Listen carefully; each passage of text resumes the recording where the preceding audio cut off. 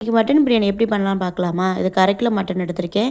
கொஞ்சமாக இஞ்சி பூண்டு பேஸ்ட்டு, மல்லித்தூள், மிளகாய்த்தூள், பிரியாணி மசாலா, கொஞ்சமாக தயிர், கொத்தமல்லி தழை, புதினா, இதுக்கு தேவையான உப்பு, கொஞ்சமாக எலுமிச்சம்பழம் சாறு விட்டு நல்லா பெசரி வச்சுக்கலாம். அடுத்தது குக்கரை வச்சு தேவையான ஆயில் ஊற்றி பட்டை, கிராம்பு, ஏலக்காய், ஜாதிபத்திரி, சோம்பு, சீரகம் எல்லாம் போட்டேன். வெங்காயத்தை போட்டு நல்லா வதக்கிட்டு 2 பச்சை மிளகாய், அப்புறம் தக்காளி போட்டு வதக்கிட்டு நான் புதினா, கொத்தமல்லி தலையை கொஞ்சம் அடித்து இது கூட சேர்த்துருக்கேன். அதே போட்டு நல்லா வதக்கிட்டேன். நம்ம பெசரி வச்சுருக்க கறியை இது கூட சேர்த்துட்டு கொஞ்சமாக தண்ணி ஊற்றி கொஞ்சம் லெமன் புளிஞ்சு 4 விசில் வர வரையும் வேக விட்டுறலாம்.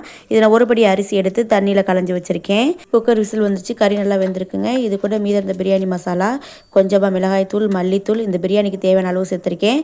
கொத்தமல்லி தழை, புதினாவை போட்டு நெய் சேர்த்துட்டு கஞ்சி வச்சிருக்க அரிசியும் இது கூட சேர்த்துட்டேன். நான் ஒரு படிக்கு 1.5 படி தண்ணி சேர்த்துருக்கேன். ஃபைனலாக இந்த பிரியாணிக்கு தேவையான அளவு உப்பு போட்டு நல்லா கிளறி விட்டுட்டு குக்கர் மூடி போட்டு ஒரு 3 விசில் வர வரைக்கும் வெயிட் பண்ணலாம். பார்த்தீங்கன்னா பிரியாணி ரெடி ஆயிடுச்சுங்க. ரொம்பவே டேஸ்ட்டாக இருக்கும். இது மாதிரி ட்ரை பண்ணுங்கள்.